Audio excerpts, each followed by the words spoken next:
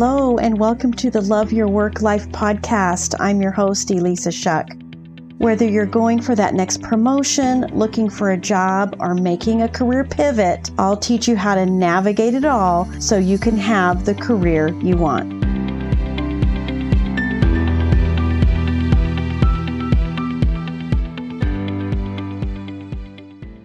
Welcome to Love Your Work Life, episode 135. If you listened last week, you know that I am kicking off Leadership Month. I'm super excited about going deep into this topic with you because I love leadership. And I think one of the reasons that I'm even a coach today is because I always looked at leadership from a coaching perspective.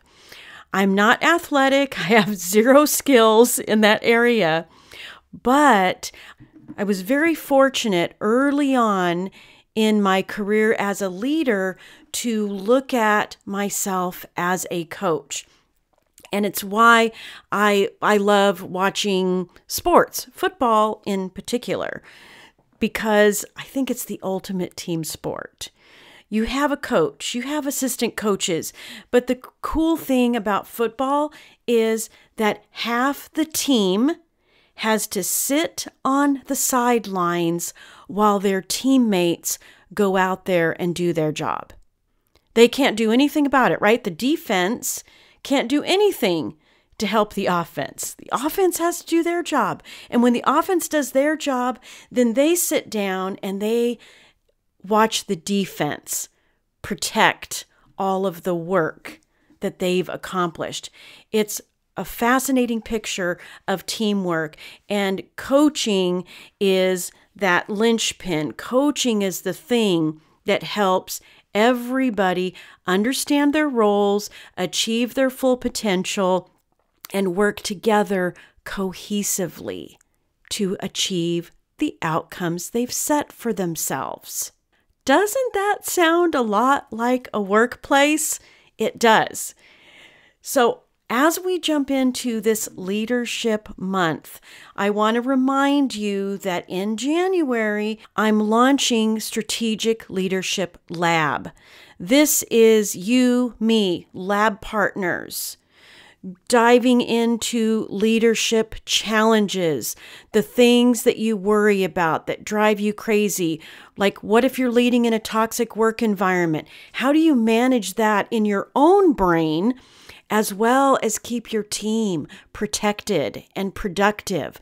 All the things that I know you're worrying about, because I've been in that exact situation where I felt like I was carrying the weight of the world on my shoulders because the executive that I reported to was an extremely toxic person. But I'm telling you, my friend, I produced some of the best work of my career in that time, and my team was running like a well-oiled machine. So it's possible to be the leader that you want to be no matter what is going on around you, and to really extract the best performance out of your team. Not just because you want them to perform well, but you want them to be working together, be achieving together, and advancing the purpose that your team serves inside the organization. Okay, I went off on a little rant.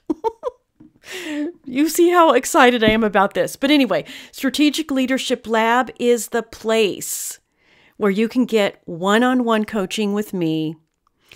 It's going to be limited seats because you're going to get my attention, and we're going to work on your specific challenges together so that you are successful as a middle manager.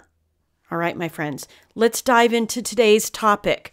Now, the way I'm going to approach this Leadership Month is I'm going to tackle a topic, and then I'm going to talk about the two sides of that topic. As a middle manager, somewhere in between your team and some levels of leadership above you, you have two objectives. You've got to manage your team, and you've also got to manage the higher ups, the people that you report to directly or dotted line.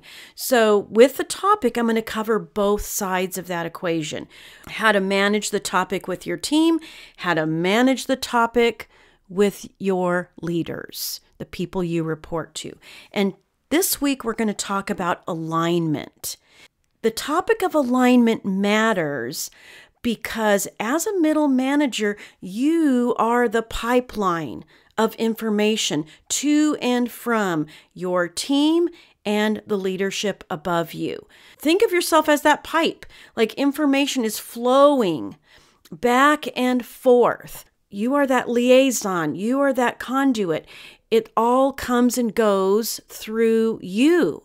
Alignment is essential because both sides are depending on you to connect to the big picture, to align to the company objectives, and to provide the day-to-day support with your team to execute on activities that make it happen. So let's talk about your team first. So when I think of alignment with your team, I'm thinking of performance alignment. How do you get your team to perform their job in alignment with the company's goals, the big picture, the mission, all of that? We're going to talk about it in 3 steps: clarifying the big picture, creating connection, and motivating contribution. So first, clarifying the big picture. Everyone has a need to know. And I know some things are going to be confidential between you and upper level management. And there are things that maybe you can't share. But what you can share, do it.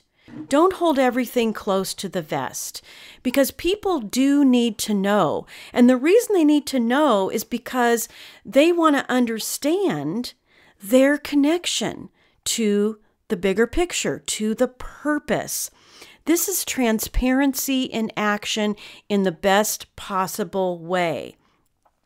Everyone wants to feel part of something bigger than themselves. This is just human nature.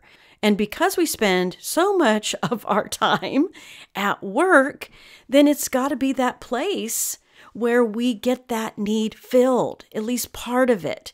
So whenever you can help your team feel that they're part of something bigger, that their work product matters, you will see a distinct difference in their performance because now they kind of understand the ripple effect of what they do. It's ridiculously important, and I would offer don't underestimate how powerful it is for you to share with your team, hey, just so you know, when we accomplish this, we are contributing to that. When we accomplish this, we are enabling the company to move forward, to achieve a goal, to serve a customer, whatever those things are.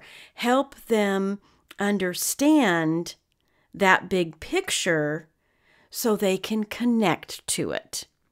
Which leads me to number 2, connection. This is connecting the dots, and I encourage you to do it with as much specificity as possible.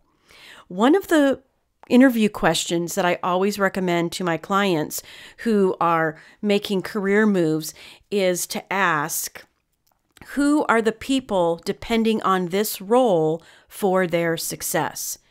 You as a team can ask this question of yourselves.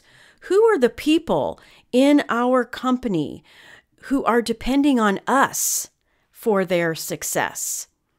You'd be surprised when you brainstorm that question, the understanding that you will get about how the things you do are helping someone else do their job. It's one of the reasons why I love kind of big cross-functional meetings that are agendaless.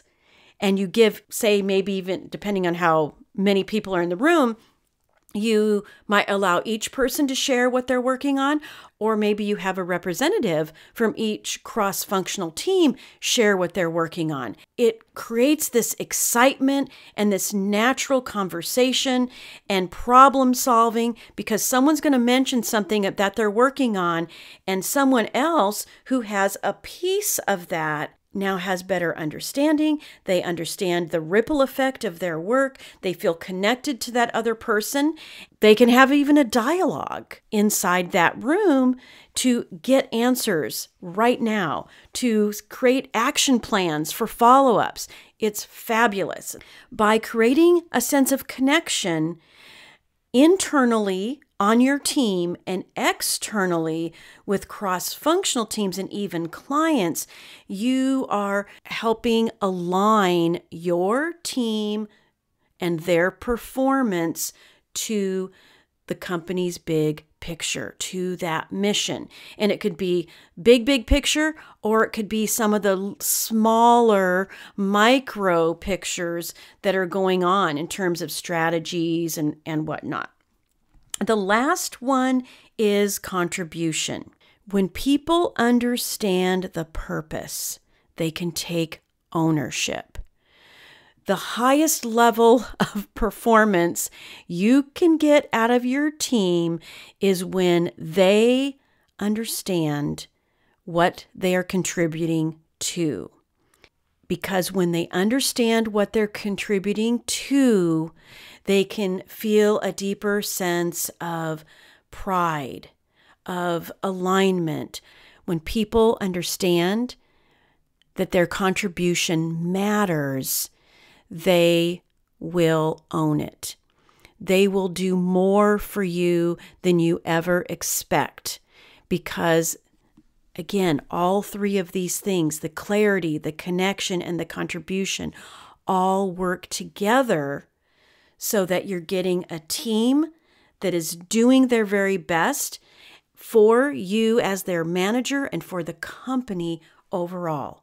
Their performance is aligned so that everybody is experiencing success together. Now let's look at the other half of this. How do we talk about alignment with your manager, your leaders, upper level management? I think of this as strategic alignment. You had performance alignment for your team, but you have strategic alignment with leadership. So clarifying the big picture. Hopefully, the big picture is being shared with you. And so you know exactly what your marching orders are. But if you have any doubt, or if it's not being communicated, ask questions. This does not demonstrate a lack of knowledge. And I know, especially when you're in middle management and maybe you're struggling with some imposter syndrome, it doesn't matter how long you've been a manager. Asking questions demonstrates curiosity. It actually demonstrates enthusiasm, care, and commitment. This will help you carry the message back to your team. And it will help your manager know that you really are interested in what's going on. And you're interested in understanding your piece of that strategy. Do not hesitate to ask questions. If you ask questions with a sincere curiosity as the energy behind it, I'm telling you, it cannot be misinterpreted. It just can't. I talked about it a couple weeks ago. Curiosity is a primal emotion with an affect of enthusiasm. It just works. That's how it'll be received. Let's move on to connection. In the context of your leadership of upper management, connection means keeping your leaders informed about what's happening on your team. And it can be day to day. I'm not saying that you've got to include tons and tons of details and all the nitty-gritty kinds of things. But it is important to keep your manager informed, and it's your job to figure out what your manager needs.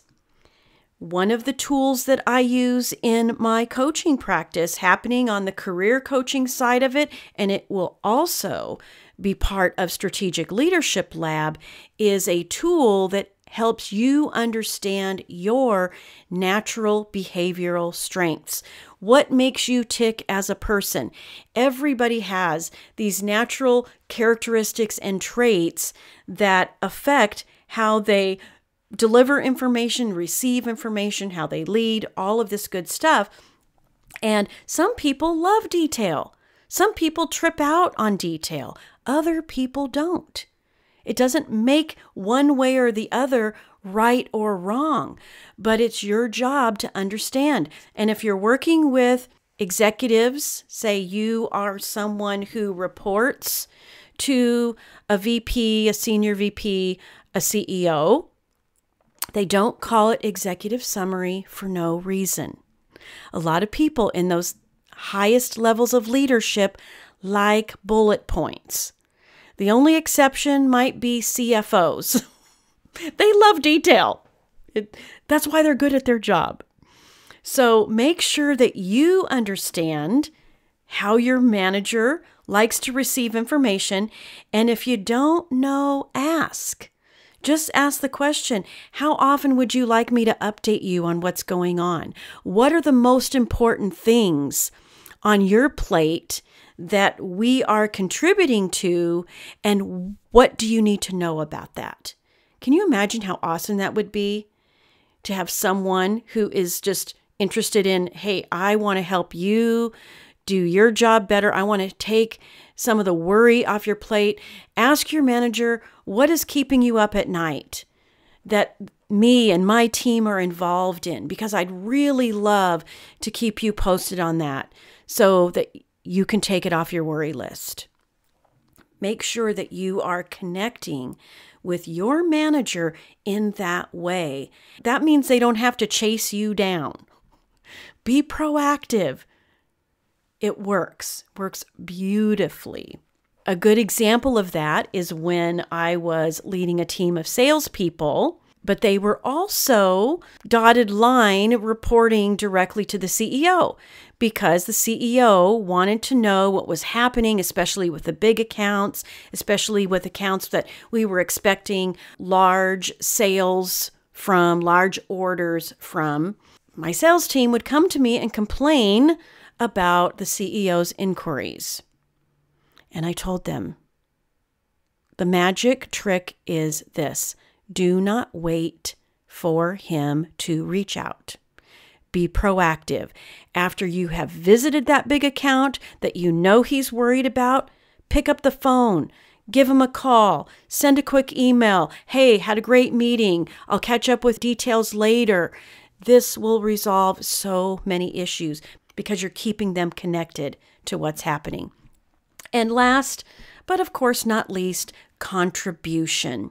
Let your manager know of the progress and contributions your team is making. Call out specific wins. Don't expect them to observe everything. They're busy people. They have a lot on their mind. It's entirely possible that they have several direct reports like you. So they've got a lot of information funneling to them. And if your manager is upper level management, then they've got a CEO. They've got a C-suite communicating to them. So please be proactive. Don't wait for them to observe. Don't wait for them to give you some kudos. Share it. Be upfront with it. Nobody teaches us how to appreciate our own accomplishments. I get that. It's just one of those things. I wish that was easy, but it's not. So we all feel that little sense of anxiety about sharing some of our own wins. But I'm encouraging you, get over it. I guess that was kind of blunt versus encouragement, but get over it. And here's the cool thing is, as a leader of a team, one of the ways that you can do this and feel more comfortable instead of feeling like you're bragging is to recognize team effort. Go to your manager and say, hey, I just want to let you know the team is on track to accomplish this. Call attention to some of the individual contributions. And if you can do this publicly, bonus points for you, because now your team members know that you are advocating for them. If you do it in public, they know you're also doing it in private. And that is such a wonderful thing, a wonderful gift to give your team members. And it also showcases your abilities as a leader. Your team success reflects positively on you as a leader. Don't be threatened by sharing your team successes, by calling out some individual wins. When your team wins, when your team looks good, you look good, my friend. Your reputation as a leader of a high-performing team will start to grow. And what does that mean? That means there's going to be more opportunities for you. That means you're going to have influence inside the organization. You can't have influence if you're not communicating what's going on. If you want to be the right-hand person to your manager, let them know that you got a handle on the big picture. Connect with them about what's going on day to day so that they can feel comfortable that their objectives are being accomplished, and share those contributions. These are the winning points. These are the components that are going to help you achieve alignment. Performance alignment with your team and strategic alignment with your leaders. All right, my friends, have a great week out there. And don't forget to check out the link in the show notes if you want to know more about Strategic Leadership Lab. All right, talk to you again soon. If you like listening to this podcast, I invite you to visit my website at elissashuck-careercoach.com. On the site, you're going to find out everything you need to know about working with me on your career move, developing your leadership skills, as well as my courses, Job Search Field Guide, and The Art of Stellar Interviews. I look forward to meeting you soon. Take care.